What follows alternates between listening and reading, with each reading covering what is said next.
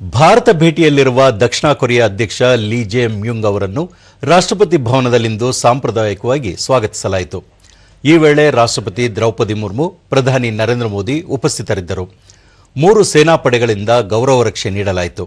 ಈ ಸಂದರ್ಭದಲ್ಲಿ ಕೇಂದ್ರ ಸಚಿವರಾದ ಡಾ ಎಸ್ ಜೈಶಂಕರ್, ಅಶ್ವಿನಿ ವೈಷ್ಣವ್, ಸರ್ಬಾನಂದ ಸೋನೋವಾಲ್ ಸೇರಿದಂತೆ ಮತ್ತಿತರರು ಉಪಸ್ಥಿತರಿದ್ದರು.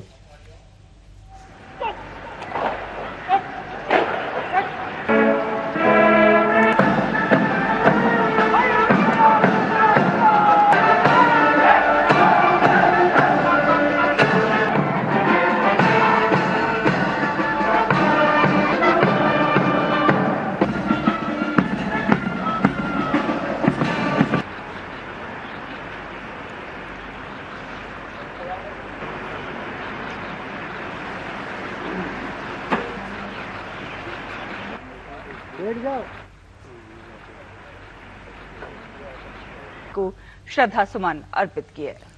ಬಳಿಕ ಕೊರಿಯಾ ಅಧ್ಯಕ್ಷರು ರಾಜ್ಘಾಟ್ಗೆ ಭೇಟಿ ನೀಡಿ ರಾಷ್ಟ್ರಪಿತ ಮಹಾತ್ಮ ಗಾಂಧಿ ಅವರ ಸ್ಮಾರಕ ಸ್ಥಳದಲ್ಲಿ ಗೌರವ ನಮನ ಸಲ್ಲಿಸಿದರು. श्रद्धा सुमन अर्पित किए.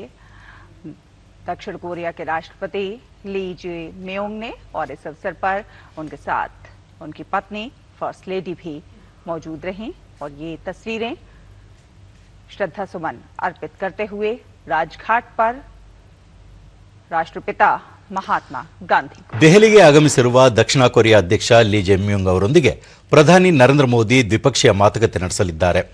ವಾಣಿಜ್ಯ, ಹೂಡಿಕೆ, ಕೃತಕ ಬುದ್ಧಿಮತ್ತೆ, ಸೆಮಿಕಂಡಕ್ಟರ್ಗಳ ಉತ್ಪಾದನೆ, ಉನ್ನತ ಮಟ್ಟದ ತಂತ್ರಜ್ಞಾನ, ಸಮುದಾಯಗಳ ಸಂಪರ್ಕ ಮತ್ತು ಸಾಂಸ್ಕೃತಿಕ ಕ್ಷೇತ್ರಗಳ ವಿನಿಮಯ ಕುರಿತು ಮಹತ್ವದ ಚರ್ಚೆ ನಡೆಸಲಿದ್ದಾರೆ.